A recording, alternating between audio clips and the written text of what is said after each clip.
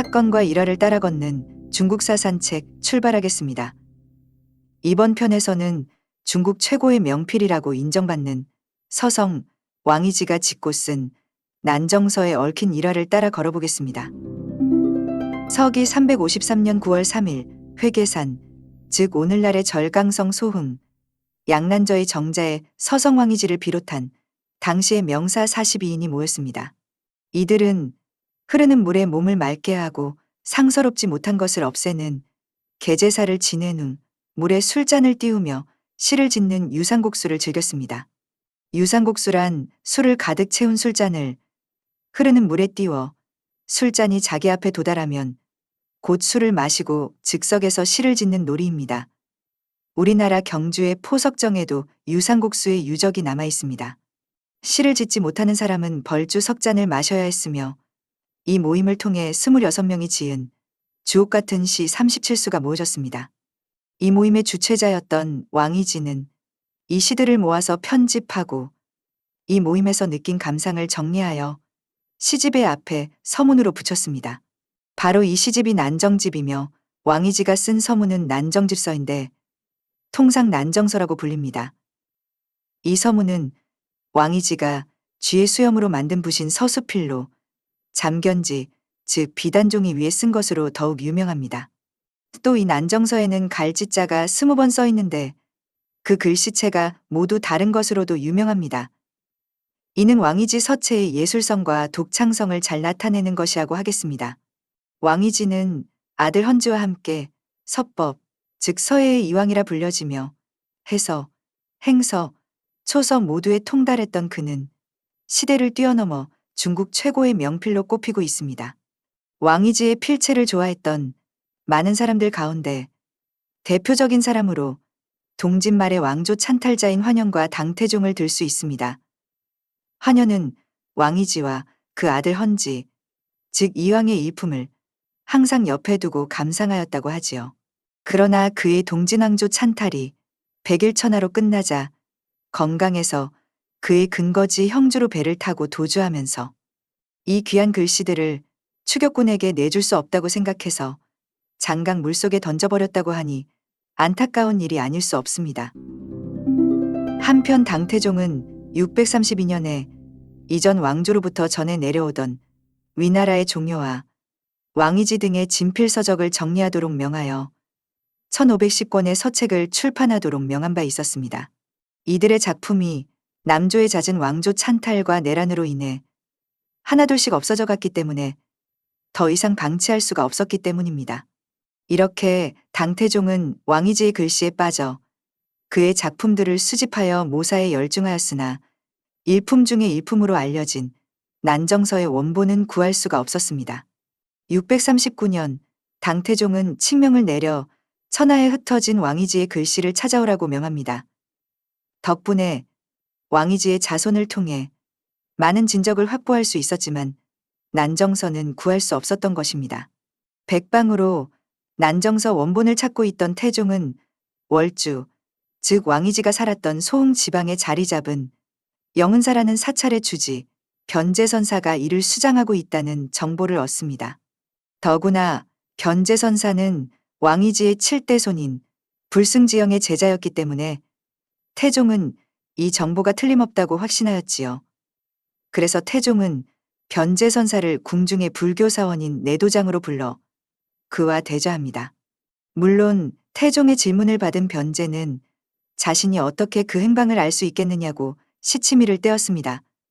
하지만 변제는 태종의 다그치는 질문에 평상시의 표정을 유지하지 못하고 당황하는 기색을 보였던 모양입니다. 태종은 변제의 모습에서 심증을 느꼈으나 확증이 없었기 때문에 어찌하지 못하고 변제선사를 소흥으로 돌려보내는 수밖에 없었지요. 대신 변제를 철저히 감시하도록 명하는 수밖에 없었습니다. 하지만 그래도 성과가 없자 근신방현령이 감찰허사로 있는 소익이 제주꾼이므로 그를 시켜서 탐문하는 것이 좋겠다고 건의하였습니다. 사실 난정서는 왕이지 사후 자자손손 전해져 오다가 마지막 자손인 지영에게까지 물려 내려왔습니다. 지영 역시 명필이었다고 합니다. 그리고 불승이었던 지영이 자손 없이 고령으로 죽자 난정서는 당연히 그의 제자 변제선사에게 맡겨졌던 것입니다. 변제는 스승으로부터 물려받은 난정서를 지키기 위해 절한 귀퉁이에 대들보에 구멍을 파서 난정서를 이곳에 숨겨둔 바 있었습니다. 한편 태종의 명을 받고 영은사로 간 소익은 우선 바둑과 검은고, 투호 등의 잡기로 변제에게 접근한 끝에 그와 금방 친해졌습니다. 기회가 되자 소익은 자연스럽게 서화에 관한 대화를 유도하였고 화제가 난정서에 미치자 소익은 양나라 이후의 전란으로 난정서가 남아있을 리가 없다고 주장하였습니다. 그러자 변제가 그렇지 않다며 소익을 반박하였지만 치열한 논쟁에서 궁지에 몰리게 된 변제는 자신의 말이 옳다는 것을 증명하기 위해 결국 진품을 소익에게 보이고야 말았습니다. 며칠 후 소익은 변제가 저를 비운 틈을 타 난정서를 훔쳐 즉시 장안으로 가지고 갔습니다. 드디어 난정서 원본을 본 태종의 기쁨은 말할 것도 없었겠지요. 그래서 태종은 소익을 추천한 방현영에게 비단 천단을 하사했고 소익은 원해랑으로 승진함과 동시에 많은 하사품과 장원 그리고 저택까지 받았습니다. 한편 태종은 80이 넘은 고령임을 고려하여 변제가 황제에게 거짓말한 죄를 묻지 않고 대신 그에게 비단 3,000단과 쌀 3,000석을 지급하라는 어명을 월주자사에게 내렸습니다. 변제는 그것을 3층 보탑 건립비로 돌리고 스승으로부터 물려받은 일품을 잃은 억울함의 시금을 전폐하다가 1년 만에 세상을 떠났다고 합니다. 한편 태종은 진정 난정서를 모사하여 황자와 근신들에게 나누어 주었는데 그랬었기 때문에 지금까지도 모사된 왕이지의 난정서가 전해질 수 있었던 것입니다. 아무튼 649년 한풍전에서 임종을 앞둔 태종은 황태자 이치를 불러 이렇게 당부했다고 합니다. 내가 죽으면서 세상의 모든 것을 너에게 다 주고 싶지만 난정서만은 황천으로 가는 길에 내가 갖고 가고 싶다. 조성이 지극한 너이니 내 뜻을 결코 거스르지 말아라. 천상천하 유아독존인 황제의 지위를 황태자에게 주었으나 난정서 하나만은 아들에게도 주고 싶지 않았던 것입니다. 이리하여 난정서는 배장품으로 그의 무덤 소룡에 묻혔습니다. 태종은 죽어가면서도 만족했을지 모르나 이로써 천하제일행서 난정서는 영원히 땅속에 묻히고 썩어 후세 사람이 더 이상 볼 수 없게 된 것은 안타까운 일이 아닐 수 없습니다. 지금 우리가 보고 있는 것은 역대의 서예가들이 모사한 작품일 뿐입니다. 난정서는 서예 작품으로서도 훌륭하지만 내용면에서도 당시 사람들의 유불선이 조화된 사상과 인생과 자연의 깊은 교감이 아름답게 표현된 한편의 뛰어난 문학작품이라고 할 수 있습니다. 마지막으로 난정서 전문을 읽으면서 이번 편을 마치겠습니다. 영화 9년 개축 늦은 봄 초에 회계산 북쪽 난정에 모였는데 개제사를 지내기 위해서였다. 많은 현재들이 모이고 젊은이 나이 많으니 모두 모였다. 이곳은 높은 산 험준한 봉우리들이 있고 무성한 숲과 길게 자란 대나무들이 있다. 또 맑은 시냇물과 여울이 정자 좌우를 띠처럼 서로 비치며 둘러싸고 있다. 시냇물을 끌어들여 술잔을 띄울 굽이쳐 흐르는 물줄기를 만들어 놓고 차례로 줄지어 둘러앉았다.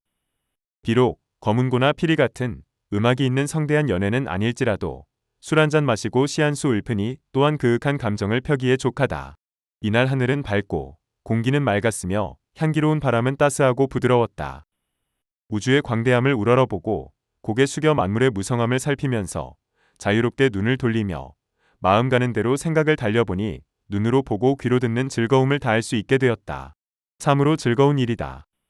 무릇 사람이 세상에 태어나서 하늘을 우러르고 땅을 굽어보며 한평생을 살아감에 있어 어떤 이는 회포를 끌어내어 벗들과 한방에 마주 앉아 이야기하기도 하고 또 어떤 이는 자기에게 기탁되어 있는 사상을 근거로 육체 밖에서 마음대로 놀게 하기도 한다.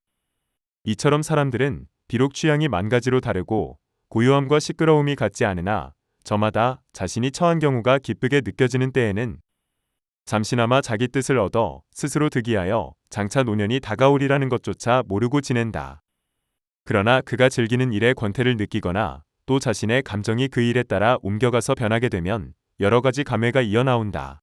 이전에 즐거웠던 일이 짧은 순간에 낡은 과거의 자취가 되어버리니 특히 그것 때문에 감회가 일어나지 않을 수 없게 되는 것이다. 하물며 목숨이 길건 짧건 모두가 자연의 조화를 따라 마침내는 모두가 끝에 이르게 되는 것이다. 옛사람이 말하기를 죽고 사는 것은 매우 큰 일이다라고 하였으니 이 어찌 가슴 아픈 일이 아니겠는가. 나는 옛사람들이 가졌던 감회를 일으켰던 까닭을 알게 될 적마다 마치 두 개의 부절을 하나로 맞춘 듯 내 생각과 똑같다는 것을 깨닫는다. 그러나 고인의 문장을 대할 때마다 탄식하고 슬퍼하지 않을 수 없고 마음을 달래려 해도 그렇게 되지 않는다. 죽고 사는 일이 같은 일이라는 말이 허황한 말이며 팽조와 같이 오래 사는 것과 어려서 죽어버리는 일이 같다고 하는 말 역시 함부로 지어낸 것이라는 사실을 잘 알고 있다. 후세 사람들이 지금 사람들을 볼 때도 지금 우리가 옛사람들을 보는 것과 같을 터이니 슬픈 일이다. 그래서 이곳에 모인 사람들의 이름을 순서대로 적고 그들의 시를 수록하였다. 비록 세상이 달라지고 세태도 변하겠지만 감회를 일으키게 되는 이치는 같은 것이다. 후세에 이 글을 읽는 사람도 이 문장에 대하여 감회가 없을 수 없을 것이다.